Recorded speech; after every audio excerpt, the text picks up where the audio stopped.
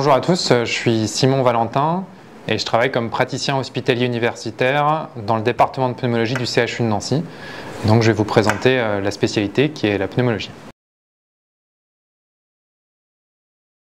Donc en 2023, la pneumologie, c'est une spécialité qui est malheureusement incontournable parce que vous le savez, la bronchopneumopathie chronique obstructive, la BPCO, les cancers, notamment le cancer du poumon et puis les infections des voies aériennes basses figurent en tout cas parmi les 10 pathologies les plus à risque de décès selon l'OMS, et un Français sur 4 est touché par une de ces maladies.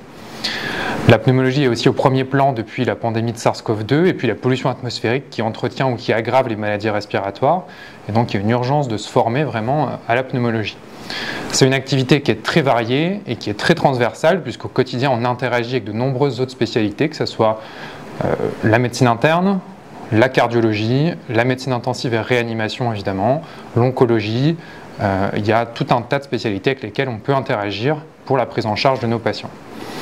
Le plateau technique de pneumologie est très varié également, et c'est ça un des grands intérêts de cette spécialité, c'est que dès l'internat, on apprend très rapidement à se former, à être autonome dans de nombreux gestes, que ce soit les ponctions pleurales, la pose de drains pleuraux, l'endoscopie bronchique évidemment et tout ce qui va avec. Plus tard, au cours de la fin de l'internat ou du début du clinica, on peut même apprendre les bus ou la pose de prothèses endotrachéales pour la prise en charge des cancers pulmonaires.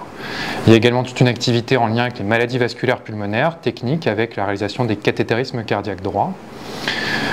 Les débouchés de la pneumologie sont très nombreuses et multiples. L'activité possible peut être soit hospitalière au sein d'un CHU ou d'un CH périphérique, hospitalo-universitaire, ou alors libérale. Il y a une grande partie de l'activité en France qui se fait de manière libérale ou mixte au sein de divers centres hospitaliers.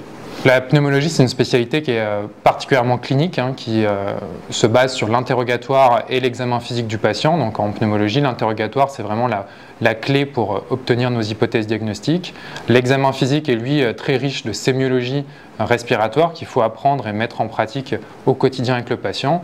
Et puis maintenant, on a des outils qui sont de plus en plus performants pour nous aider à prendre en charge nos patients directement au lit du patient. Je pense à l'échographie pleurale, l'échographie pulmonaire, des scanners qui sont très performants, même des IRM, qui nous aident donc pour le diagnostic et pour le suivi des patients.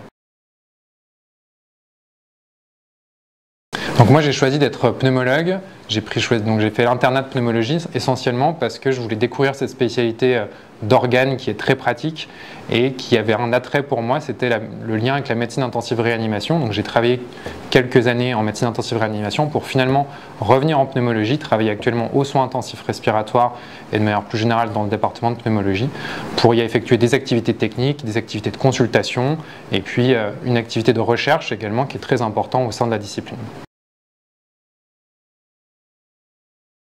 Donc pour les étudiants qui veulent découvrir la pneumologie, moi je vous invite à venir en stage chez nous. Les stages de pneumologie sont assez faciles à avoir. Vous allez être mis au contact des patients et vous allez pouvoir découvrir tout ce que ça concerne. Ce n'est pas uniquement la prise en charge de la BPCO. Vous allez voir qu'il y a énormément d'activités techniques. Il faut être curieux en stage pour découvrir tout ce que la pneumologie peut vous proposer.